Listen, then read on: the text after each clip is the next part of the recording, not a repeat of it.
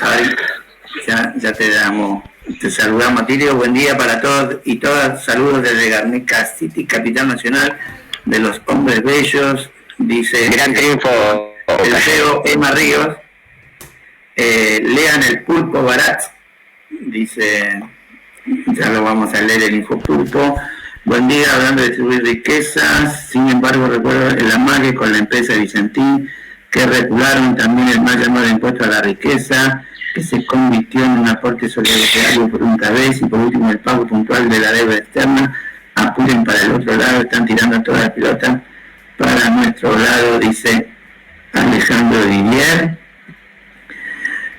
Buen día, programón el de hoy. Osvaldo Valdezún de buenos días. Adriana Pedrolo, nuestra querida amiga Adriana Pedrolo, ahí firme junto al pueblo. Liliana Rolando, buenos días. Está Julia, buen día para todos. Bueno, y siguen los saludos. Ya estamos con Atilio Barón. ¿Cómo estás, Atilio? Buen día, bien, acá andamos. ¿Y ustedes? Se escucha muy bajito, ¿eh? No me digas, ¿qué problema? ¿Tenés el micrófono? No, espera un minutito, a ver, déjame ver. Creo que perdí ahora la imagen porque tengo tantas cosas abiertas acá que ya ni sé dónde estoy. ¿Pero ustedes me están viendo a mí? Sí, te vemos. ¿Y cómo me escuchan? Así con mejor. Ahora mejor. Ahora tenés que hablar así cerquita para que no, pero déjame ver si lo cambio, porque creo que puede... Dale. Si querés cambiarlo mientras... No. Ahí se escuchó. Bueno, Atilio, te estuvimos esperando otro domingo. Tanta gente que me está esperando que, digamos, decir algo nuevo. No, pero después nos acusan a nosotros de mentirosos. Ustedes prometieron a Atilio Barón y no estuvo. Pero bueno, Atilio estuvo... Sí, yo igual expliqué que estabas en 10.000 actividades.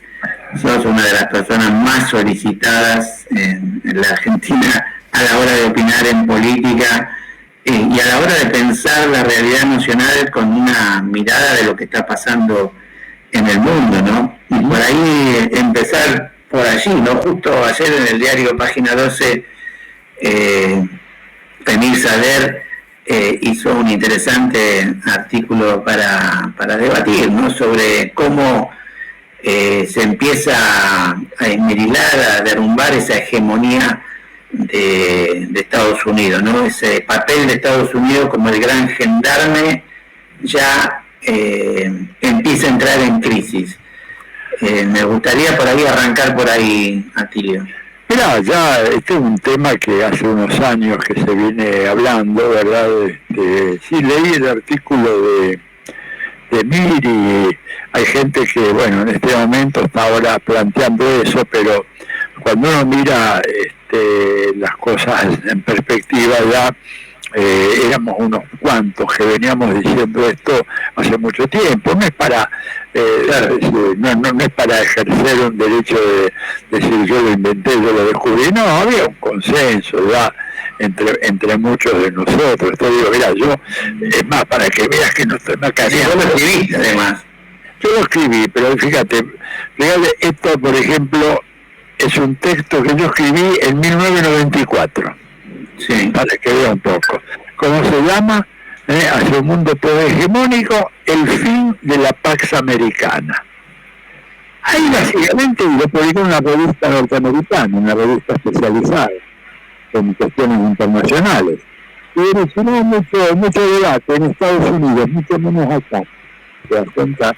Porque la condición colonial de América Latina hace que estos pensamientos así muy contestatarios, bueno, no sean apreciados en su justa medida. Se piensa que son argumentaciones ideológicas o de ese tipo, qué sé yo, un marxista y por eso está viendo debajo del agua lo que no existe. No, era evidente, tomando algunos indicadores, era evidente que Estados Unidos había iniciado un periodo de declive.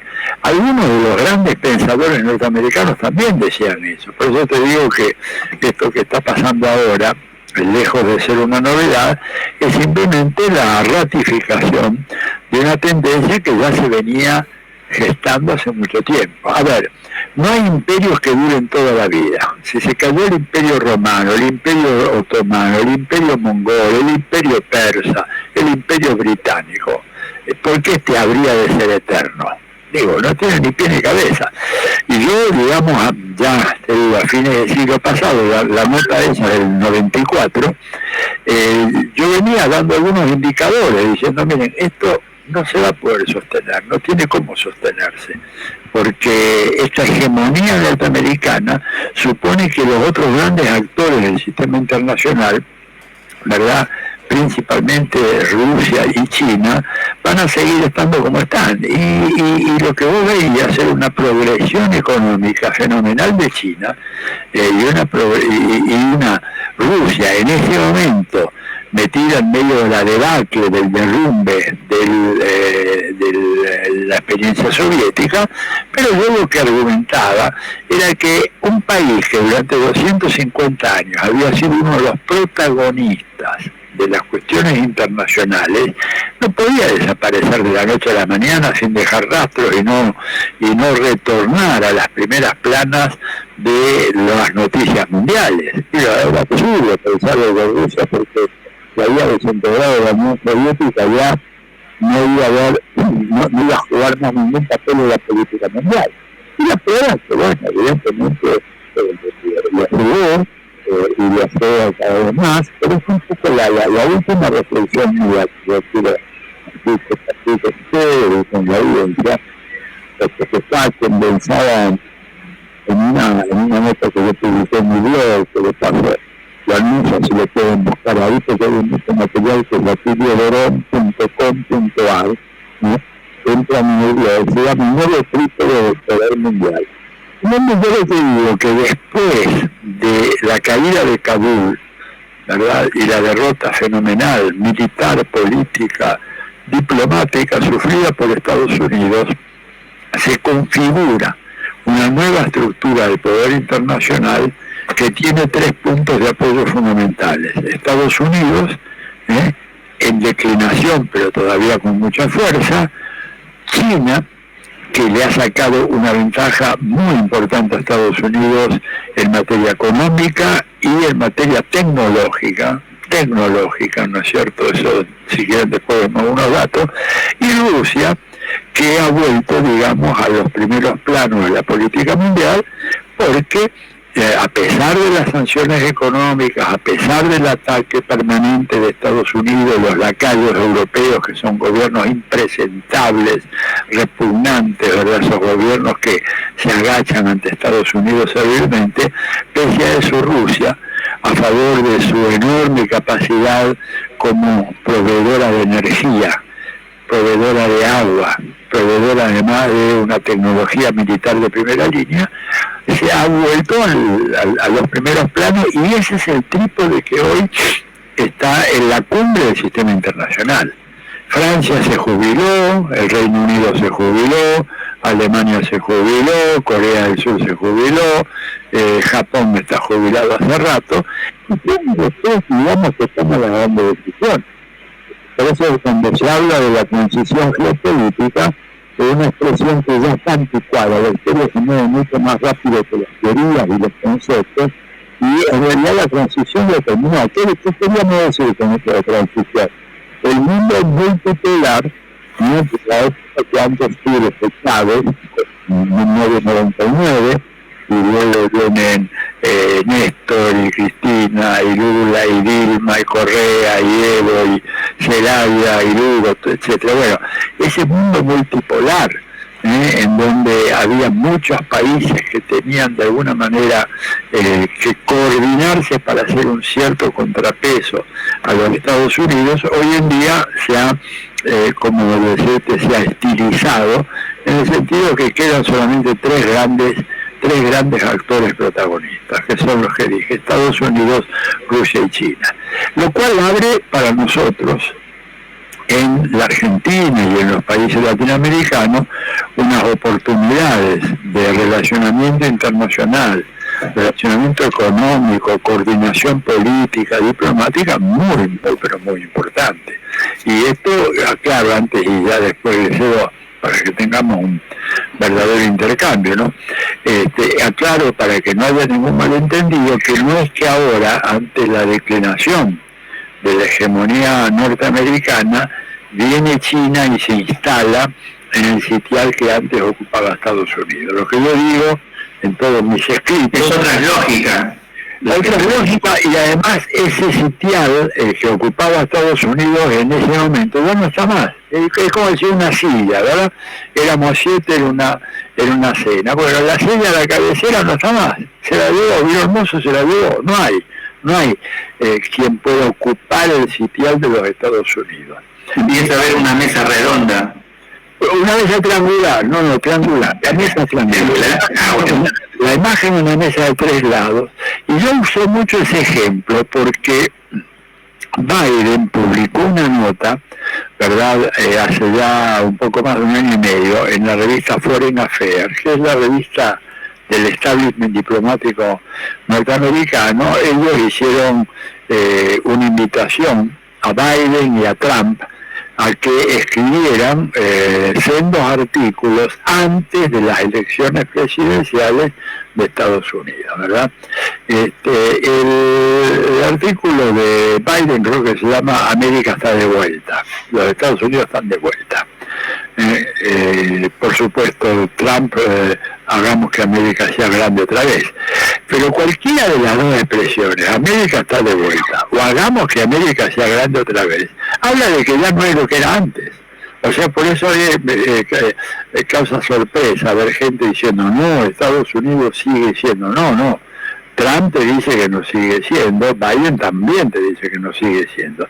Pero lo de Biden era interesante por esto, porque dijo lo siguiente: si yo soy electo, voy a convocar a las principales naciones del mundo a Washington, y ahí nos sentaremos en una mesa, y desde la cabecera vamos a, yo desde la cabecera voy a proponer las nuevas reglas del juego y las nuevas normas y las instituciones a las cuales tendrán que atenerse los participantes en el sistema internacional. Y dice, y no podemos dejar que sean Rusia o China quienes fijen esas reglas.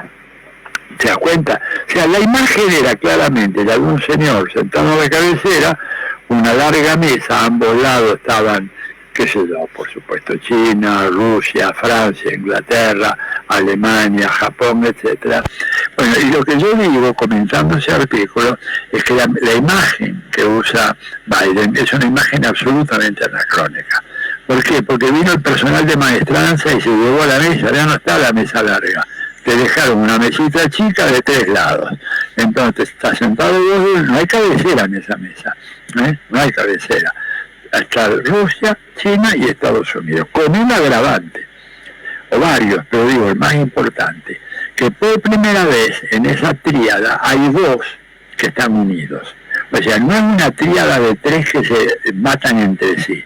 Hay 2 que tienen una alianza muy sólida, que son Rusia y China. Y otro que está solo, tratando de resucitar cadáveres. ¿Qué cosa? A ver, el cadáver de la vieja Inglaterra. Y no corre más ya.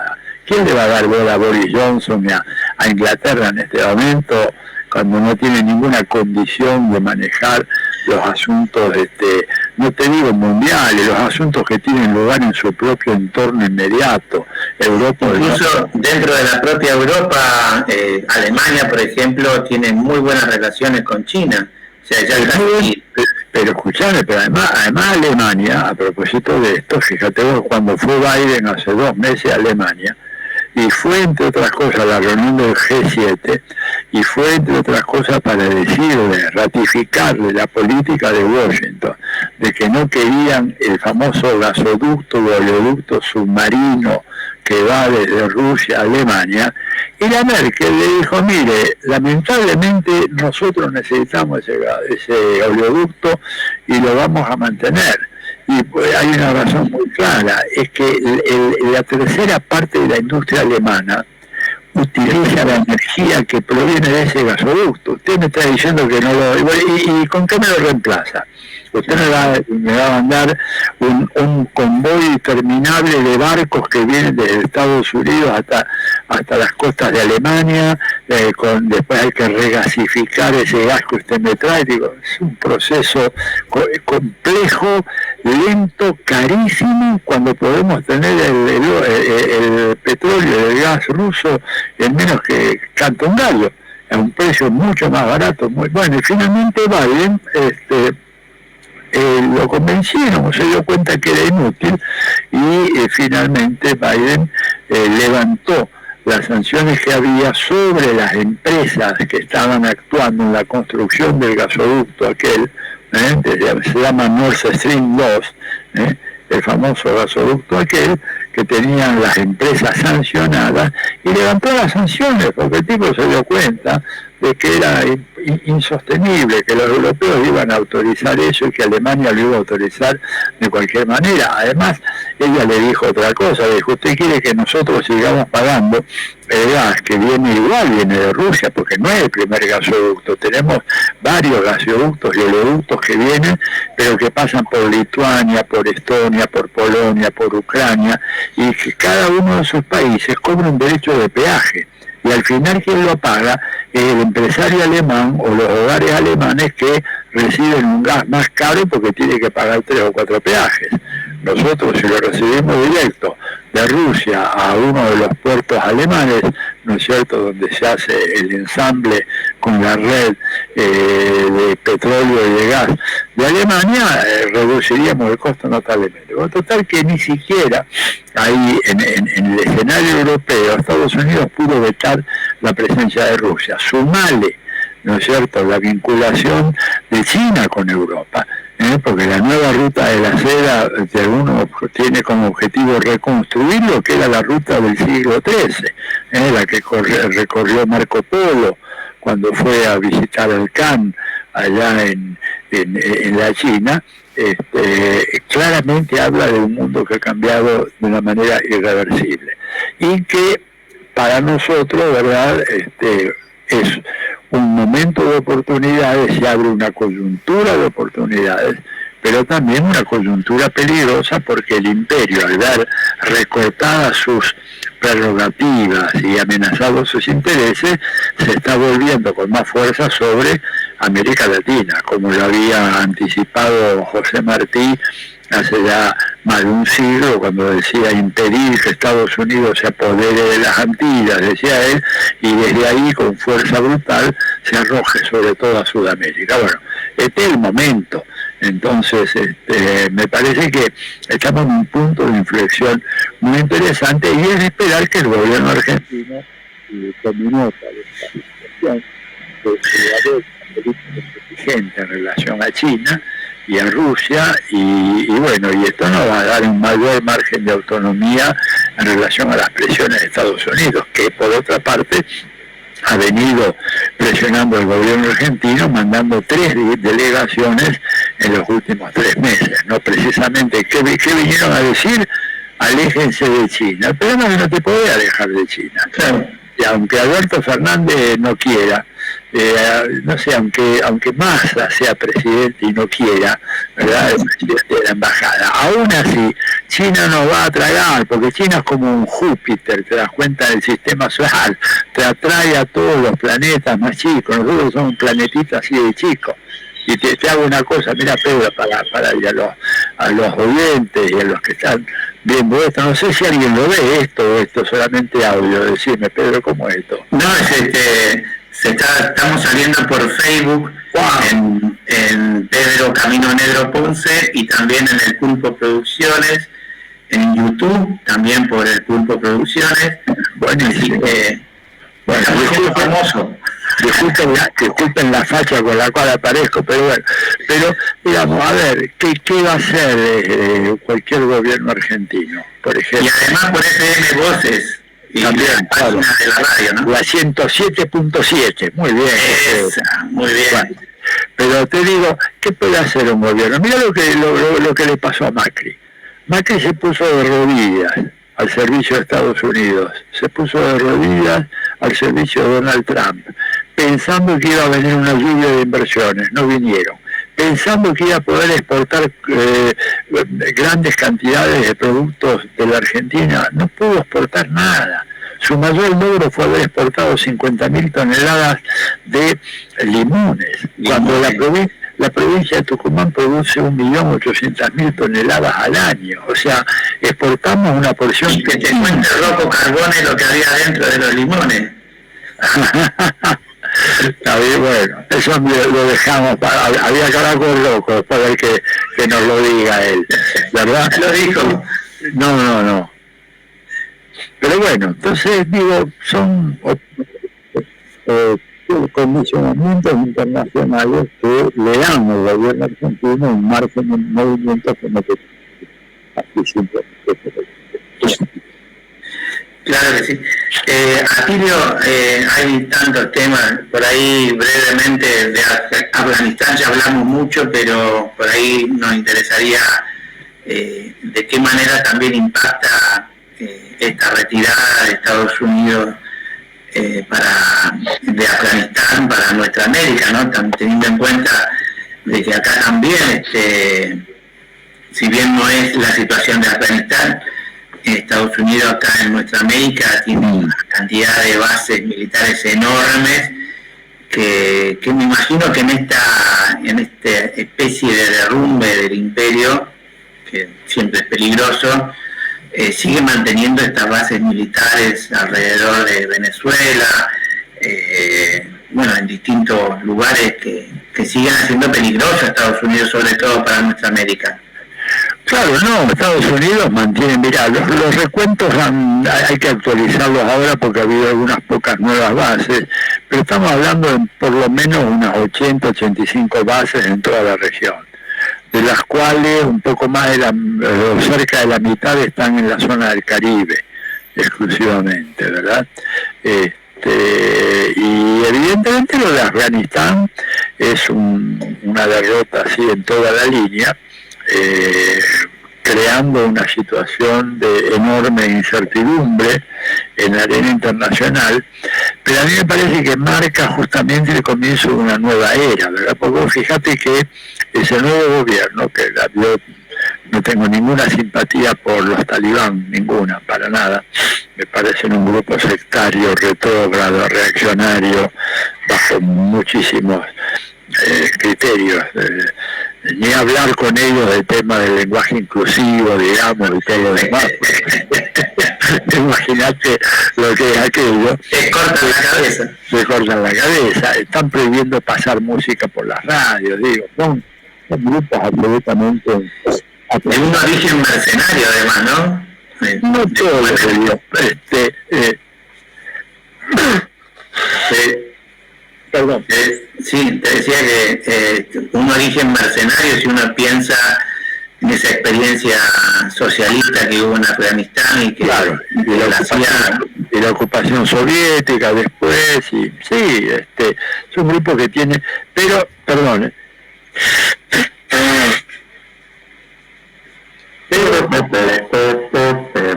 aprovechando la corneta pero tiene grandes raíces profundas, ¿verdad? Porque ellos representan una versión radical de los sunitas, que es una de las dos grandes ramas del Islam, una rama muy fanatizada, ¿verdad? Y por eso todas estas políticas que están siguiendo, y que, como vos decís, fueron cultivadas y promovidas por Estados Unidos, cuando había que echar a los soviéticos que habían acudido por pedido del gobierno de Afganistán. No era que hubo una invasión, como se dice, una invasión soviética. El gobierno pidió, el gobierno de Afganistán, así como el gobierno de Angola pidió ayuda a los cubanos en su momento, ¿verdad?, para contener la ofensiva brutal que estaba habiendo en contra de ellos, producida por Sudáfrica, por Estados Unidos, por Israel.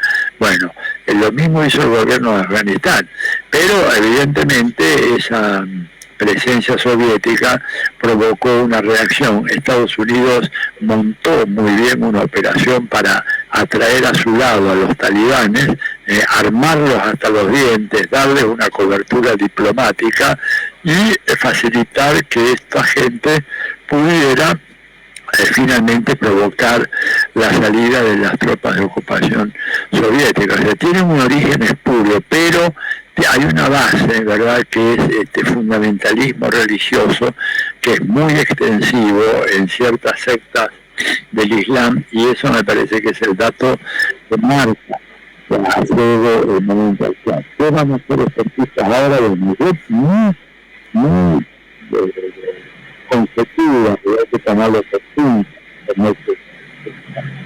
es un dato así sólidamente comprobado, pero porque no sabemos qué está pasando en estos momentos. Mi conjetura es que el nuevo gobierno va a tener que atenuar esa misoginia, ese ataque a los derechos de la mujer.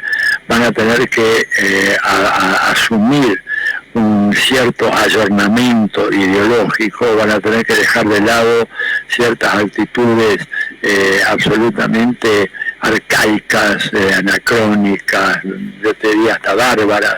Por ejemplo, prohibir la emisión de música por la radio. O sea, que está bien, la música es pecaminosa. La música y la mujer son fuente de pecado, te desvían del camino que el profeta dijo que había que seguir para llegar al cielo. Entonces, todo eso realmente está en una crisis muy, muy profunda, porque tienen que reconstruir el país. Y hay dos datos muy significativos a tomar en cuenta, ¿no?, de Afganistán.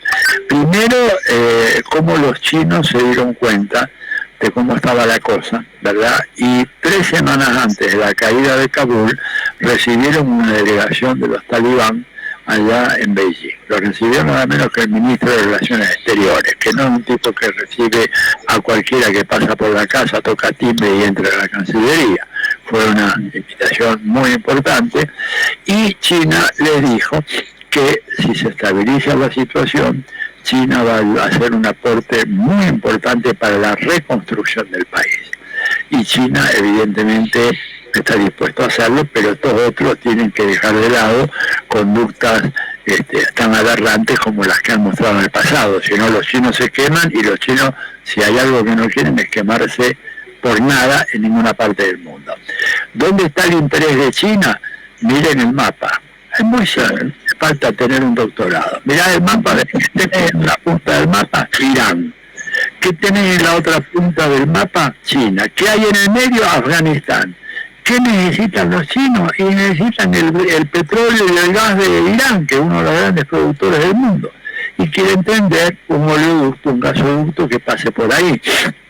Cruzaría todo Afganistán, todo. Hace de cuenta que si fuera Argentina va desde La Quiaca hasta Ushuaia, ¿verdad? Bueno, esto en vez de norte-sur es este-oeste. En el extremo occidental tenés Irán, en el extremo oriental tenés China, y en el medio tenés un país que se llama Afganistán. Por eso los chinos dicen, tranquilícense, no hagan desastres, no hagan cosas raras, y les ayudamos, reconstruimos el país, y de paso ponemos un caño de 2 metros de ancho para que venga todo el petróleo, ¿verdad?, que necesitamos de Irán, y del petróleo y el gas. Y ustedes van a recibir una buena regalía por todo esto. Entonces, ¿viste? Probablemente esto calme los ánimos tan brutales de los talibán en relación a las mujeres, la minoría, acabar con la historia. Ahí fusilaron a un pobre tipo que era un humorista, ¿viste? Estas cosas que suelen pasar en estos contextos tan complicados. Y el otro país que ayuda ha sido Rusia. Putin dijo, nosotros no vamos a mover la embajada, no tenemos ninguna razón para temer de algún ataque por parte del nuevo gobierno. Es más, hemos tenido, lo dijo así, hemos tenido cordiales conversaciones con algunos de los nuevos dirigentes de Afganistán, y estamos viendo de qué manera podemos ayudar. Entonces, cuando uno habla de que, bueno, el sistema internacional, y esto que yo digo del nuevo Trípoli, es evidente, en esa cancha, que había un jugador que jugaba solo, ¿no es cierto?, que era Estados Unidos, ahora se fue. Además se fue de la peor manera, se fue abucheado, le tiraban piedras, tomatazos, etcétera, y aparecieron 2 que tienen las manos limpias, que no tienen nada que ver con esos 20 años de guerra. Pensá el costo humano que ha tenido toda esta guerra en Afganistán. Hay por lo menos 2-3 millones de personas desplazadas, se calcula un mínimo de 200.000 muertos. Y todo esto, ¿para qué? Bueno, para terminar en este fiasco monumental, que está golpeando, por supuesto, a todo el escenario de Asia Meridional, pero también está teniendo un rebote brutal en Estados Unidos, donde la popularidad de Joe Biden cayó, digamos, de una manera impresionante, porque fue una derrota deshonrosa de una superpotencia militar, y además por la indignación que ha generado, ¿viste? Cuando empezaron a aparecer algunas cifras que hablan de que las 5 grandes empresas del complejo militar industrial, la Boeing, la General Dynamics, la Northrop, la Raytheon, alguna otra más, no recuerdo el nombre, a lo largo de estos 20 años vendieron productos militares por valor de $2 billones. Entendámonos bien, 2 billones quiere decir 2 millones de dólares tirados a la basura. Es una locura. 2 millones, piensen que es una cifra que es superior al Producto Bruto de la mayoría de los países de América Latina. Se tiraron, quemaron. Ahora, y esto te explica también por qué tenemos que estar en guardia ante la aparición de nuevas guerras. A ver, Pedro, porque si vos sos un tipo que fabrica helicópteros, ¿verdad? ¿Vos qué querés? Que yo, si fuera gobierno, diga, bueno, paz y amor, hermanos, y Hare Krishna. No, vos me querés a mí salir a la guerra. ¿Salir a dónde? Y qué sé yo, entramos a Nicaragua, o entremos a Somalia, o entremos a Yemen, porque Pedro tiene que seguir vendiendo helicópteros. Si yo no hago la guerra, ¿a quién le vendo? Y aparte, bueno, tengo otras cosas, ejercicios militares conjuntos, tengo todos estos países lacayos que permiten que las fuerzas militares entrenen con nosotros, entonces le vendo unos helicópteros argentinos, unos pocos a Chile, a Brasil, etcétera. Pero vos necesitas que helicópteros que salgan así, ¿no es cierto?, de tu línea de montaje, que vayan al terreno y ojalá que los bajen, ¿no?, que se salven los pilotos, pero el helicóptero queda arruinado, porque si no, tu negocio se funde. Esta es la lógica de la guerra permanente de Estados Unidos. Atilio, a propósito de esto, que me hiciste, no sé por qué, acordar que también hacen golpes en los Estados Unidos para transformar algunos estados en más guerreristas, ¿no? Y me acordaba de Pinochet. Ayer se cumplieron 51 años de la función de Salvador Allende, y yo recordaba algunos discursos, algunas políticas, ¿no?, de nacionalización del cobre, reforma agraria, bueno, de algo que a mí me tocó de lleno, que fue el medio litro de leche para los niños chilenos. Para todos los niños de Chile. Que yo me acuerdo que recibía ese medio litro de leche, y la verdad que mi familia en esa época no éramos bastante pobres, y bueno, como que empezó a haber otro Chile que realmente uno lo compara, los discursos y las propuestas y los programas de Salvador Allende, los compara hoy con las elecciones que hoy tenemos en la Argentina. Hoy la editorial del Pulpo anduvo por ese lado, donde prima más el discurso de marketing que los discursos políticos, de pensar en el bien común, de las propuestas programáticas, y es bastante preocupante, ¿no? Y con eso ya te traigo un poco para Chile y para la Argentina. Bueno, mira, para Chile yo vivía ya en Chile, sí. Muchos años, viví 6 años largos, y estaba así cuando ganó Allende esa noche del 4 de septiembre de 1970. E incluso en el acto previo, el viernes, el 2 de septiembre, ahí en en la plaza justo enfrente de la Moneda, ¿verdad? Que nos llamó la atención. Lo tengo ahí en un libro de recuerdos que va a salir relativamente pronto. De pase, les voy a pasar un par de chivos, ya que me haces laburar a esta hora de la mañana, te voy a pasar un par de chivos, claro. Pero en ese libro yo cuento la impresión, yo lo conocí a Allende, tuve la fortuna de tener un par de conversaciones con él, no solo, con un grupo de estudiantes. Él era muy afecto a conversar con los estudiantes latinoamericanos, que en ese momento Chile era, digamos, la Atenas de América Latina, porque era el refugio contra la opresión, como dice la canción nacional chilena, ¿no? La tumba de los libres o el asilo contra la opresión. Bueno, y un tipo muy encantador, un hombre culto, un tipo de izquierda de verdad, sin la falsa retórica rimbombante, ¿verdad? No, serio, pero claro, él no era un líder de masas. Don Salvador era un tipo, digamos, extraordinario, pero no era un líder de masas. Ojo, y esto es interesante, porque cuando uno mira la historia argentina, un líder de masa impresionante fue Hipólito Yrigoyen, junto con Perón, los dos grandes líderes de masa que hubo en la historia argentina. Ahora, poca gente sabe que Yrigoyen jamás hizo un acto público, jamás se le conoce un discurso público en toda su historia política. ¿Sabían eso ustedes? Nunca. Don Hipólito jamás agarró un micrófono, que en aquella época apenas se habían inventado igual, jamás habló en público. Era siempre charlas de a poco, de cofrades, y armó un aparato infernal. Allí era más o menos igual, no era un orador público. Entonces me acuerdo cuando yo hace mucho, hablando del contexto de las revoluciones, veía en la parte de atrás un pasacaje de un camión, impecablemente vestido, porque era muy elegante, Arrimate más el micrófono. Sí, digo, él iba de sport, iba con saco, no tenía corbata, me parece, no, tenía una polera así de cuello alto, etcétera. Y llegó y estábamos con unos amigos, había una multitud enfervorizada, estaba la música de los Quilapayún, de Inti Yemani ahí, de Víctor Jara de fondo, etcétera. Y entra él, pero saludando, así con una sobriedad, como puede saludar el Papa Francisco, ¿verdad?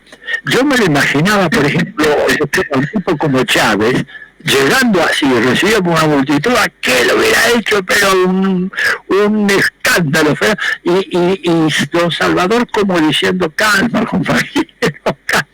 Era así, se da cuenta, era un tipo así. Ahora, un gran precursor, porque yo lo que digo lo escribí, fíjate que hay una publicación de la revista Araucaria en Chile, que hay una compilación de estudios sobre la experiencia chilena, y digo que la experiencia de Chile fue la gran precursora de lo que luego se conocería como el ciclo progresista de América Latina, y que fue un tipo subestimado por la izquierda dogmática, por la izquierda más así, ¿cómo decirte?, rústica en América Latina, esa izquierda vocinguera que se llena la boca de revolución, pero que nunca participó en ninguna, y que criticó a Allende por ser reformista, pero lo que hizo Allende fue impresionante. Hay que pensar en 50 años atrás, no hoy. A ver, nacionalizar todas las propiedades de la industria del cobre que tenía los Estados Unidos. Se dice muy fácil, pero tenía que meterle la mano a la Anaconda, a la Kenneth Copper, a la mina del Teniente, y él lo hizo. Hacer la reforma agraria, la intervención de empresas que eran centrales para la economía, como por ejemplo la empresa Soprole, que vendría a ser como la Serenísima. Productora de leche, la Soprole, exactamente, Sociedad de Productores de Leche. Ya nacionalizó gran parte del sector industrial, nacionalizó prácticamente por completo el sistema bancario, dejó un solo banco como banco privado. Digo, lo que hizo Allende fue impresionante, y sin embargo no fue comprendido en su tiempo. Incluso dentro de Chile no fue comprendido por sectores de izquierda que lo acusaban de tibio, de reformismo, todas las tonterías que se dicen a veces del presidente. Así que en buena hora que me haces acordar. Para mí me emociona mucho hablar de toda esa experiencia, de lo que él hizo, y como que trazó una línea que luego, 30 años después, empezarían a transitar los Chávez, los Evo, los Correa, ¿verdad? Y que, bueno, de alguna manera cambió la cara de América Latina. Sí, bueno. Y con respecto, bueno, Salvador Allende fue un gran orador, después yo me eduqué con sus discursos, ¿no? Tenía 10 años, esos actos que vos contás, yo tenía 10 años cuando él asumió, iba con mi familia a esos actos, y nos ponían adelante de todo, y así que bueno, siempre lo seguí de cerca. Pero bueno, te decía, esa experiencia, ¿no? Y ver hoy las elecciones en la Argentina, donde prima más el marketing, la propuesta política, ¿cómo lo estás viendo? Mira, yo creo que en la Argentina tenemos un escenario electoral un poco complejo, ¿verdad? Evidentemente un gobierno que tuvo que enfrentar, como se dice regularmente, la doble pandemia, el legado funesto de la experiencia neoliberal, pero que desgraciadamente el gobierno de Alberto Fernández no hizo al principio lo que tenía que haber hecho, que es una auditoría de la deuda externa contraída por Macri y las operaciones fraudulentas que se encubrieron, ¿verdad?, detrás del endeudamiento, del macro o del mega endeudamiento que produjo el gobierno de Macri y que va a pesar como una enorme hipoteca para las futuras generaciones argentinas.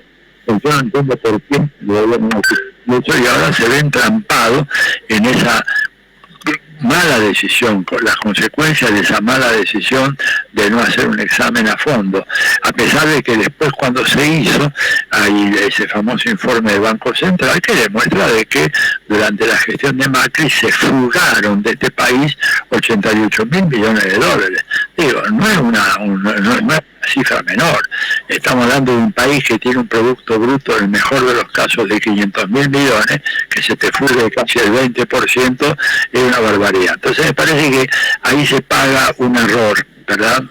Se paga un error muy fuerte el no enfrentar la pandemia macrista. Después, bueno, tuvieron que enfrentar la pandemia del COVID-19, hicieron lo mejor que pudieron, pero la impresión que tengo es que es un gobierno que actúa con demasiada tibieza y demasiada moderación. Yo por ahí ocurrió una expresión, algunos amigos del gobierno medio que se enojan, pero bueno, a esta altura yo estoy amortizado de enojos, ¿no? Así que no me voy a preocupar por eso. Cuando dice que es un gobierno inmoderadamente moderado, ¿te das cuenta? Es inmoderadamente moderado, realmente demasiado moderado. Tendría que haber actuado con más firmeza. En varios casos que son realmente emblemáticos. Tema deuda externa, por ejemplo, uno de ellos. Tema impuesto a la riqueza. No puede ser toda esta franela de que prácticamente pasó un año hasta que empezamos a cobrar. Eso tendría que haber sido hecho. Casi pidiéndole perdón.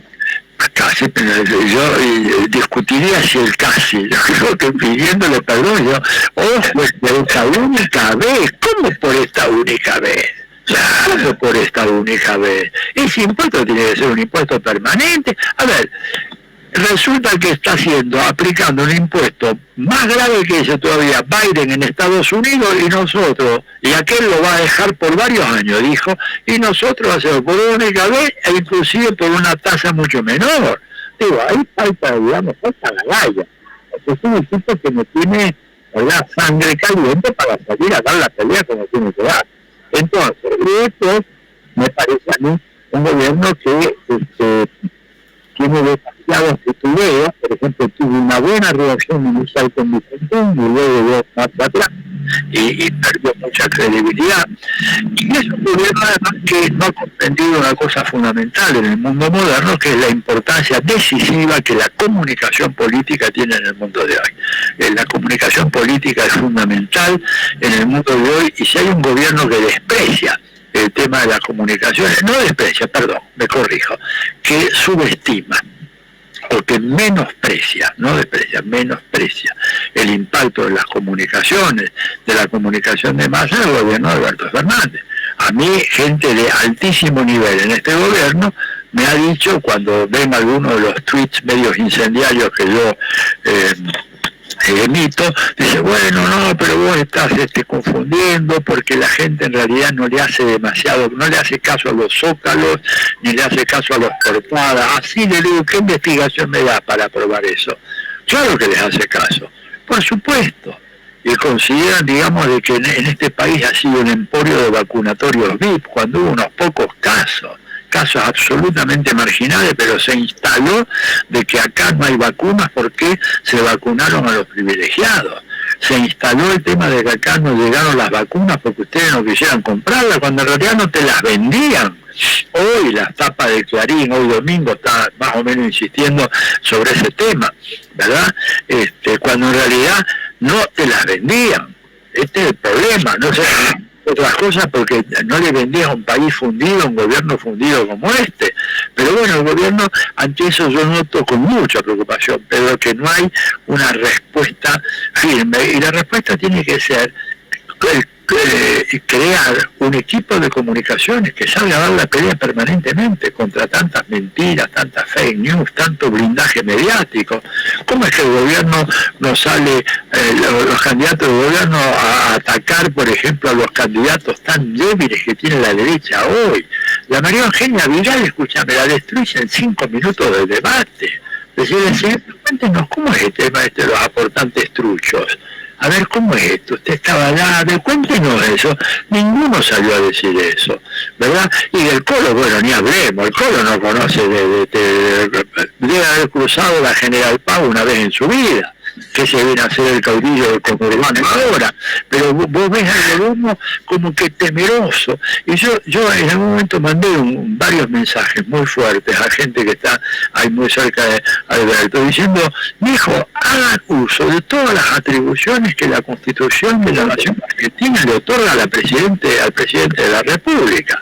Ustedes están utilizando la cuarta parte del poder que les da efectivamente la Constitución y se los están comiendo los enemigos.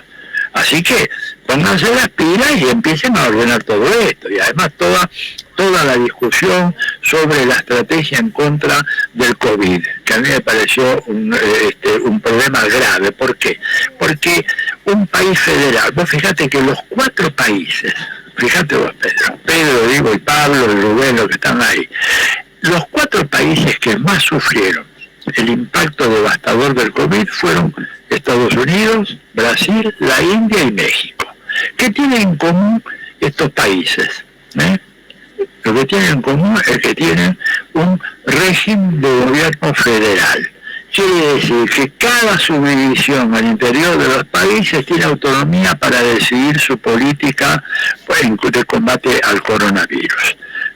Y esto tiene un resultado trágico. En el caso de Brasil van a ir por más de 600.000 muertos, porque no había manera de coordinar, ¿no es cierto?, las acciones de los estados brasileños, cada cual hacía lo propio, y más encima con un presidente que es un reventado como Bolsonaro. Pero acá, Alberto, tendría que haber dicho, señores, el virus no discrimina fronteras. El virus cuando pasa de San Nicolás a la provincia de Santa Fe, no es que... No, acá hay un solo virus que afecta a toda la Argentina, por lo tanto, las políticas de combate al COVID tienen que ser políticas nacionales, no que la reta abre, que el otro cierra, que Schiaretti abre por la mitad. No, querido, eso no puede ser. Tiene que ser una sola línea. ¿Qué es lo que se hizo en Alemania? La Merkel se llevó puesto a todos los gobiernos locales, a los Länder famosos, porque ella está a favor de un régimen federal, pero no es idiota. ¿Te das cuenta? En fin, así que yo veo eso, y en este panorama, bueno, creo que se puede ganar, se va a ganar, me parece a mí, en las PASO, pero no se va a ganar con la amplitud que sería deseable, aunque creo que en Capital hay algunos buenos indicios de que puede realmente llegar a haber alguna sorpresa. No que se gane, pero sí que se saque un porcentaje de votos que prácticamente nunca se había obtenido en este distrito, que es un distrito... Muy buen candidato, Leandro Santoro. Muy buen candidato. Sí. es un estupendo candidato, una lista sólida, los primeros 4 o 5 nombres de la lista son nombres de gente que puede salir a debatir, pero con una estrategia de campaña, a mi manera de ver, demasiado cuidadosa, demasiado bondadosa, en frente a los bandidos que tenés del otro lado, porque vamos a decir la verdad, lo que tenés del otro lado son los amigos de Al Capone, de Vito Genovese, toda la mafia neoyorquina. Que no me vengan a mí con que estos son líderes republicanos, democráticos. Esa gente cree en la democracia tanto como yo creo en la reencarnación de mi alma en la figura de Lenin. Y esto que haya aprendido mucho el discurso de la ultraderecha con Milei, tiene que ver con la intensificación de la crisis del capitalismo, ¿no es cierto? El capitalismo en crisis lo que genera es una radicalización de la burguesía y de todo el mundo que rodea a la burguesía o a través del cual se expresa la burguesía.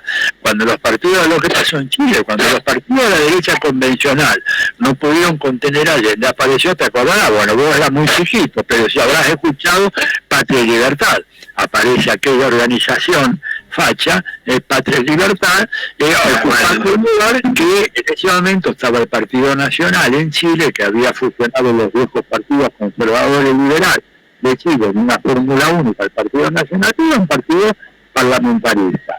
Pero la derecha, como no cree en la democracia, esto es un punto fundamental, y la derecha jamás va a hacer oposición leal a ningún gobierno, ni a esto, ni aunque todo el gobierno de izquierda que trató en Argentina, y que partiendo de la base que la derecha es siempre golpista, conspiracionista y destituyente. Y el que piensa de alguna manera es un niño de jardín infante, no puede dedicarse a la política. Entonces, así eso, tenés que tener una política muy clara y neutralizar. ¿Cómo lo neutralizás? Bueno, educando a la población, movilizando a la población, organizando a la población, organizando el campo popular, que es un poco la gran tarea pendiente.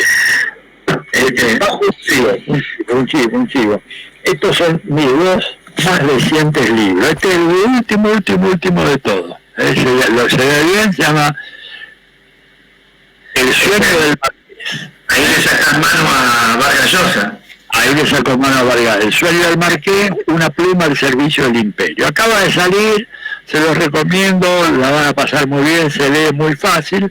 Y este otro, que salió un poco antes, que es El hechicero de la tribu, que es donde yo doy los primeros pasos de mi estudio sobre las raíces del pensamiento político de Vargas Llosa. Y bueno, por supuesto, mucho material que quieran consultar, pero ahí en www.atilioborón.com.ar. Así que bueno, y eso, y ahí está un poco explicado lo de la derecha, que no va a ser nunca democrática, la derecha que ha estado siempre propinando golpes en América Latina, los vínculos de la derecha con la embajada. ¿Sabés vos que la Argentina es uno de los países que tiene mayor cantidad de ONGs, de pensamiento organizadas y financiadas por el gobierno de Estados Unidos, sin decirlo, no es que llevan la bandera norteamericana acá en la frente, pero están financiados por ellos, ¿verdad? Y está una de las grandes fundaciones latinoamericanas con sede en Rosario, la Fundación Libertad, ¿no? Cuya es una especie de filial de la Fundación Libertad que dirige y preside Mario Vargas Llosa. Entonces, acá hay todo un aparato de creación de una mentalidad colonial, subordinada, dependiente, que tiene que ser combatida por un periodismo muy bien formado y que denuncie todas estas cosas, cosa que a veces no se hace. Y lamentablemente, ¿verdad? Cuando uno mira, a ver, ¿cómo me explican ustedes que en el canal de la televisión pública prácticamente no haya un solo programa de debate político en toda su programación? No lo puedo entender. ¿Qué crees que te diga? Parece que lo que dicen es que la experiencia de 678, etcétera, no tiene que repetirse. Es un tema debatible, pero que cuando vos querés enterarte cómo está la situación política en la Argentina, tengas que ir a los canales privados y la televisión pública te presente, qué sé yo, al osito bondadoso y al payasito Plim Plim y todo demás, me parece que es realmente un gesto de una inocencia política que se paga muy, muy caro. Porque en los programas de Chimento te enterás. Por eso, exactamente. Muy bien. Tenéis varias actividades, no sé si Pablo y Rubén te hacen la última. Bueno, sí. Rubén, ¿querés vos? Bueno, pues yo.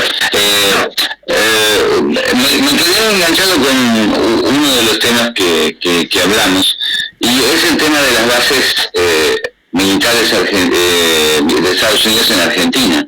Es decir, yo me jacto de ser alguien que vigila lo que está pasando en mi casa y de pronto miro por la ventana del fondo y tengo una ocupa. Yo quiero saber, ¿cuándo nos ponen estas bases? ¿Vienen de noche cuando no los vemos? ¿Por qué yo nunca vi pasar un camión que diga US Army llevando equipos para instalar? ¿Se hace escondidas? ¿Todos los gobiernos lo hacen o les pasa como dijo Alfonsín, para imitar su frase, que no saben impedirlo, no pueden impedirlo o no quieren impedirlo? Mira, no, lo que pasa es que todavía en la Argentina no hay una base militar norteamericana o aeronaval o naval establecida en Argentina. La Argentina tiene dos bases.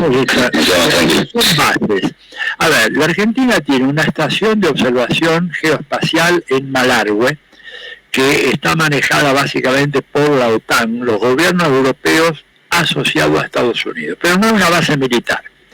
Y los chinos tienen una base parecida sobre la vertiente del Atlántico, que es un centro de observación geoespacial. Obviamente que en ambos lugares hay personal armado, porque hay vigilancia, hay equipos muy caros, y no es que están puestos ahí dejados en el campo y punto, en manos de los técnicos y los científicos.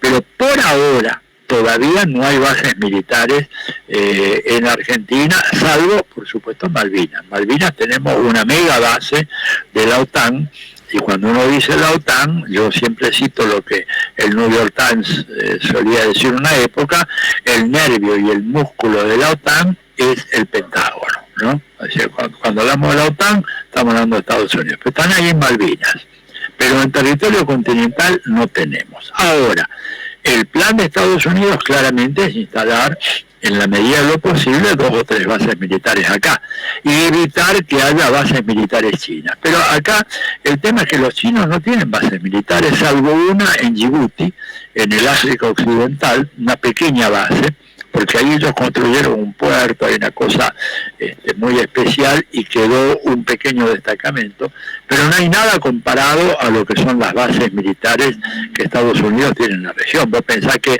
en un país como Colombia el cálculo oficial es mínimo 7 bases militares, probablemente hay 2 más ocultas, bajo el nombre de bases, en realidad no son militares, son programas de la DEA para controlar el narcotráfico, etcétera, pero son fachadas. Es una fachada. En la región hay unas 80 bases militares y realmente hay una que Estados Unidos está visionando hace mucho tiempo, que Bolsonaro le obsequió así muy gentilmente a Donald Trump, que es la base de Alcántara. Alcántara es un pequeño poblado que está justo en la puntita de Brasil, la que está más cercana al África. Vieron que el continente sudamericano tiene una panza ahí, y hay un punto que es el más cercano a África. Bueno, ahí hay una base militar brasileña, pero que los estadounidenses la quieren para sí. Bolsonaro se la dio a Trump, pero todavía el Senado brasileño no la aprobó, porque se armó un escándalo gigantesco, y yo no creo que lo vayan a aprobar, pero los tipos vienen por todo, porque te digo, esa base es una base que está ubicada casi en el punto ecuatorial, que es el ¿está ahí? Para el punto óptimo para el lanzamiento de satélites, que no es lo que tenés en Florida, en Cabo Cañaveral o en Cabo Kennedy, que estás demasiado al norte, estás demasiado fuera. ¿Nos quedamos todos congelados? ¿Te das cuenta? No, yo estoy escuchándolos a todos. ¿Ustedes me escuchan a mí? Sí. Bueno, es Pablo que... Bueno, yo tengo un acto internacional de solidaridad con Cuba que me están pidiendo... Me están bombardeando con mensajes que yo estoy viendo, así que después de una hora de cháchara me parece que podemos dar un corte amable. ¿Qué te parece, Pedro? Dale, agradecerte, Atilio, por el contacto. Abusamos de vos casi un montón de tiempo, 1 hora. Era por todas las veces que nos dejaste pagando, que yo no me olvido. Bueno, ya lo pagué, así que ahora estamos a mano. Entonces los saludo. Ayúdenme a difundir aquellos libros que son muy importantes. Ojo que yo no cobro un peso por derecho de autor. Les aclaro que no vayan a pensar de que... Mirá quién vamos a entrevistar ahora.